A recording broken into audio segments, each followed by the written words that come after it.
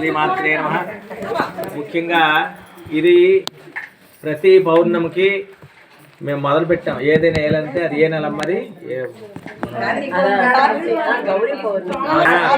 ఆశ్వేజ పౌర్ణమి నుంచి pilot programme గా పెట్టాం. ముందు రమా వాళ్ళ ఇంట్లోని, తర్వాత భాగ్య, తర్వాత మా ఇంట్లో పెట్టాం. అంటే ఇది కొంచెం సక్సెస్ఫుల్ గా వెళ్తే తర్వాత ఇది ఒక్కొక్కళ్ళ ఇళ్లలో కూడా జరిపిద్దాం అనేటువంటి దృష్టి. అంటే ఇప్పుడు ప్రతి పౌర్ణమికి అమ్మవారు షోడశ కళలతో ఉంటుంది. అంటే ఇక్కడ ఏంటి చెప్తారంటే పాడ్యము, అంటే పౌర్ణమి పాడ్యమి కలిసి ఉన్న తిథి అంటే మొత్తం 16 కళలతో ఉన్నటువంటి అమ్మవారు. ఆమెను ధ్యానిస్తూ మనం ఏం చేయాలంటే అమ్మవారిని స్తోత్రం చేయడం అనేటువంటిది జరుగుతుంది. ఇది శాస్త్రపరంగా మనకి ఈ అమ్మవారికి ఆరాధన చేయడం అనేటువంటి జరుగుతుంది. ఇందులోని లలితా త్రిపుర సుందరి దేవతని మనం ఆరాధన చేస్తున్నాం. అంటే అన్నింటికీ మూలమైనటువంటి మూలబీజమైనటువంటి శక్తి ఎవరంటే ఈ లలితా పరాభట్టారిక. అంటే సమస్తమైనటువంటి శక్తులు ఏవైతే లోకంలో ఉన్నాయో, వ్యాపించున్నాయో అన్ని శక్తులకి ఆధారభూతమైనటువంటి శక్తి ఏదంటే ఈ లలితా త్రిపుర సుందరి దేవి. మనకు చెప్పుకునేటువంటిది ఈమెనే రాజరాజేశ్వరి అంటాము, ఈమెనే బాలా త్రిపుర సుందరి అంటాం. బాలా త్రిపుర సుందరి ఆమె చిన్న రూపంలో ఉండేటప్పుడు చూడండి. ఇప్పుడు మనకి ఒకటే చిన్న ఆలోచన చేద్దాం. ఇప్పుడు మనం బండార్లమ్మ అంటాం. ఇక్కడ బండార్లమ్మ అంటే బండాసురుడికి అరి అంటే శత్రువు. ఆమెను శత్రువు అంటే చిన్న అమ్మవారిని చెప్తాం. ఆమె ఎవరు? లలిత బాలా త్రిపుర సుందరి దేవి.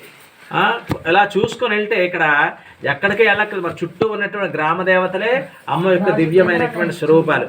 అంటే ఇక్కడ మనం అక్కడే చూడకూడదు. ఇక్కడ అమ్మని ప్రతి స్త్రీలో కూడా అమ్మ అనేటువంటిది నిక్షిప్తమై ఉంది. ఆ రూపంలో ఆమె మనకి ప్రకటితం అవుతుంది అనేటువంటి భావంతో ఈ సహస్రనామ స్తోత్ర పారాయణ చేస్తూ అందరూ అదే భావంతో ఉంటూ పౌర్ణమి నాడు యాక్చువల్గా పౌర్ణమికి చంద్రోదయం సమయంలో చంద్రుడికి ఎదురుగా కూర్చొని చేయాలి. కానీ మనం అలా చేయలేం కనుక ఇంటి దగ్గరే ఇంట్లోనే కూర్చొని ఆమె అక్కడ ఉందని భావన చేస్తూ మనం చదవాలి. ఎందుకంటే పౌర్ణమి అనేటువంటిది ఏదైతే ఉందో అది చంద్రకళలకు ప్రసిద్ధి. చంద్రుడు అమృత బీజ స్వరూపుడు. అంటే మనకు ఔషధాలు అనేటువంటివి ఏవైతే ఉన్నాయో, ఔషధ గుణాలు కలిగినటువంటి ఈ సృష్టి అంతా వ్యాపించినటువంటి ఏ వృక్షజాతులు ఉన్నాయో, మొక్కల జాతులు ఏవైతే ఉన్నాయో వాటిలో ఆ అమృతం అనేటువంటిది అతను పౌర్ణమి నాడు, ప్రత్యేకించి పౌర్ణమి నాడు ఆయనేమో ఇవ్వడం అనేటువంటిది జరుగుతుంది. దాన్ని స్వీకరించడంతో మనం ఆరోగ్యవంతులు అవ్వడం అనేటువంటి జరుగుతుంది. అయితే ఈ లలితా సహస్రం చదవడం వల్ల కారణం ఏంటంటే అమ్మ యొక్క పూర్ణమైనటువంటి అనుగ్రహం అనేటువంటిది ఆ అమృత కిరణాల ద్వారా మనలోని ప్రవేశించి మన మనస్సులోని ఆనందాన్ని కలిగిస్తాయి. మనకు కోరినటువంటి కోరికలన్నీ తీరుస్తుంది అనేటువంటి ఒక భావంతో వ్యాసుడు ఇది హయగ్రీవుడు అగస్త్యుడికి చెప్పడం అనేటువంటి జరిగింది. తర్వాత ఇవి లలితా రహస్యనామ స్తోత్ర రహస్యమైనటువంటివి. ఇవి మామూలు వాళ్ళకి కూడా చెప్పకూడదని చెప్తారు. ఎవరైతే అమ్మని విశ్వాసిస్తారో, ఎవరైతే అమ్మని నమ్ముకుంటారో, అమ్మనైతే ఆరాధన చేయడానికి ముందుకు వస్తారో వాళ్ళకి మాత్రమే ఇవి చెప్పమని చెప్పాడు అతను కూడా.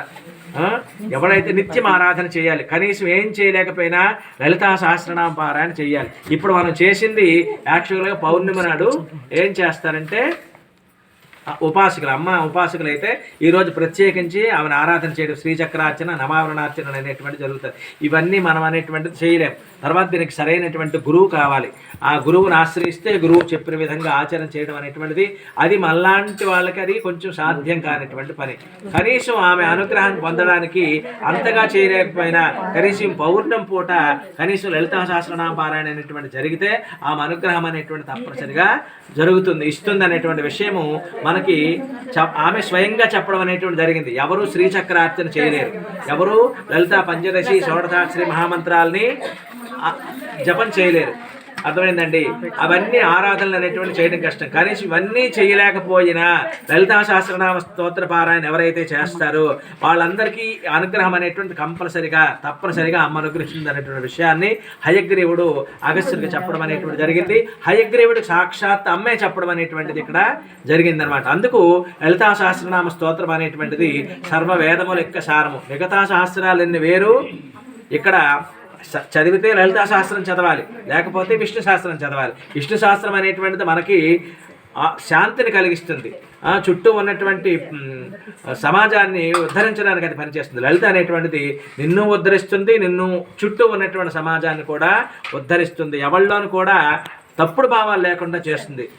తర్వాత ప్రతి వారిని కూడా భగవదత్తంగా చూసే అవకాశం అనేటువంటిది అమ్మ కలిగిస్తుంది అనేటువంటి భావన మనకి ఇక్కడ కనబడుతుంది. 27 సార్లు అవుతుంది. 3 9లు 27 సార్లు అన్నాం. ఎందుకు 27 సార్లు అంటే 27 నక్షత్రాలు ఉన్నాయి. 27 నక్షత్రాలకి కూడా ఇది తత్శాంతి. ఆ నక్షత్రాల్లో పుట్టినటువంటి వాళ్ళు కావచ్చు, ఆయా రాశులు కావలసినటువంటి వాళ్ళు కావచ్చు, వాళ్ళందరికీ కూడా అమ్మవారి అనుగ్రహం అనేటువంటి సంపూర్ణంగా కలుగుతుంది అనేటువంటి విషయంతో 27 సార్లు చేయడం అనేటువంటి జరుగుతుంది. ఇది 27 సార్లు చదవడం అనేటువంటిది మనకు చందోళ్ళలో రాఘవనారాయణ శాస్త్రి గారు అనేటువంటి వాళ్ళు 27 సార్లు రోజు చేస్తూ ఉండేవారట. రోజు చేస్తూ ఉంటే కనీసం పెట్టడానికి నైవేద్యం కూడా లేనటువంటి పరిస్థితిలోని మంచినీళ్ళు నైవేద్యం చేసేవారట.